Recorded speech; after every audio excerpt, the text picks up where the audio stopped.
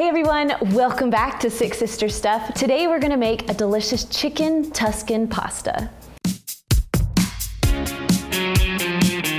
So my name is Kristen. I'm Camille. And usually you just see me on the YouTube channel, but I am so excited that my sisters are joining us on YouTube. I'm happy to be here too. Thanks for having me. Yeah, anytime.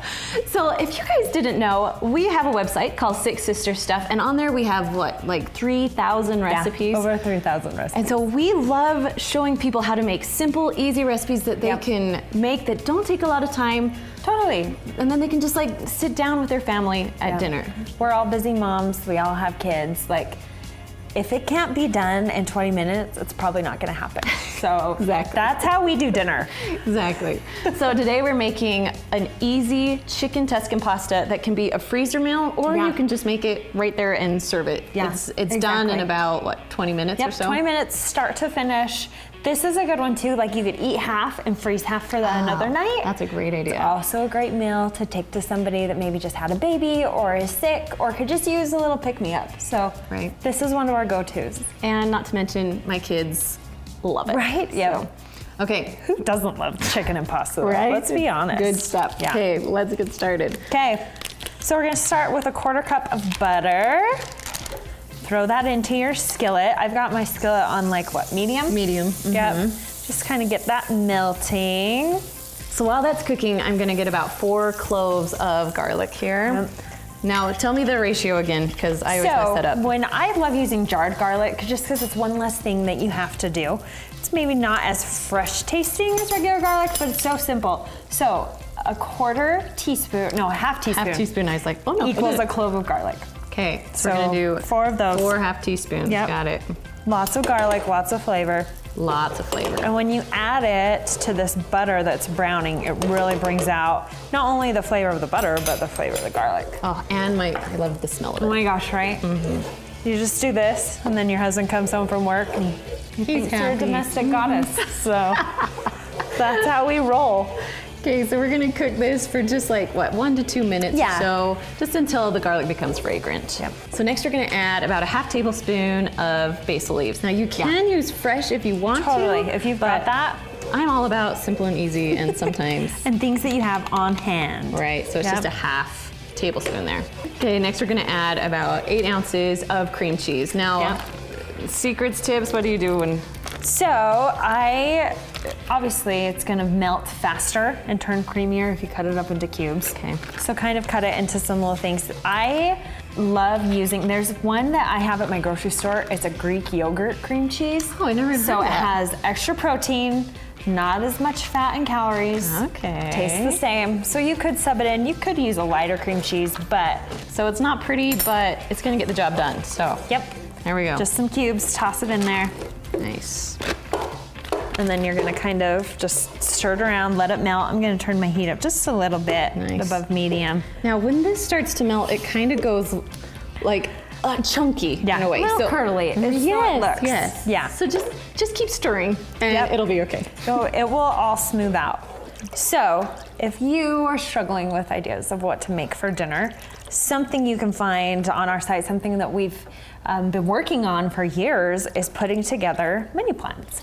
And I think it started because we were so frustrated. Yeah. I mean, me personally, I hate putting together menu plans. Yes. It's probably my least favorite Figuring out thing. what to make for dinner. Right. It's like the kids want dinner every night. And then you have to make a shopping list. And then you have to go to the store and pick everything up. Even though, when's the last time you went to the store? Let's be honest. been We a just while. use the pickup at the grocery store. Order on our apps, pick it up. Exactly. So one thing that we offer through our site are weekly menu plans. And we've got different plans for different people. For those of you who are maybe healthy, we've got healthy options. If maybe you have a smaller family or it's just you and your spouse, we've got small family options. And one of our plans is called the standard plan. So even though it's, I mean, kind of like recipes like this. Yes, everyday recipes. But it still is a lot better than going out and picking up fast food. Yeah, and you're going to save a ton of money too by not going out to eat all the time, going through the drive-thru. Exactly. And we have found there's so much magic in family dinner. Like that's where you really connect with each other. Yes. And that's when I can finally get like my kids to talk to me. Yeah. And I feel like that was such an important part of our childhood. Yeah. that family dinner is everything. So any way you can get your family to the table, we just hope that our plans, by us doing the hard work, that it works out. Yeah. So just if you want more information about our menu plans, you can And we can link to it below. Oh, that's a great idea. We'll put a link in the description, or you can go to sixsistersmenuplan.com. Yeah, and we'll mail you not only like the menu for the week, so we send it to you like laid out, but then we send you all the recipes, and the best part, we send you the shopping list. So we make it super easy. All you have to do is take that shopping list to the store, pick up the items, and then you can cook these quick and easy meals. Yep, or I just like to type it into the website and then have it delivered to me. So. Same. All right, now that it's all nice and creamy, it's looking Smoothed good. out, and it smells so good. Right, we're gonna thicken it up a little bit with some Parmesan cheese. Yes. Cheese makes the world a better place. I agree. Well, All right. okay. So Parmesan is in, and it's gonna be melty, and that's gonna help it thicken up a little bit. So we Yep. have 8 ounces of that Parmesan cheese. Look how fast it's thickening up. Okay, so while this is going, now if you can look, you can see that the oil is kind of spread to the sides. It's okay, it will all mix together. Just keep putting it together. Just keep stirring. Exactly. So we have now salt and pepper, a half teaspoon of salt, and then a half teaspoon of pepper. And you can add more if you want to, but I feel like that's a good amount. Yeah. You can kind of eyeball it too if you don't want to measure. That's true. Okay, that's looking nice and creamy.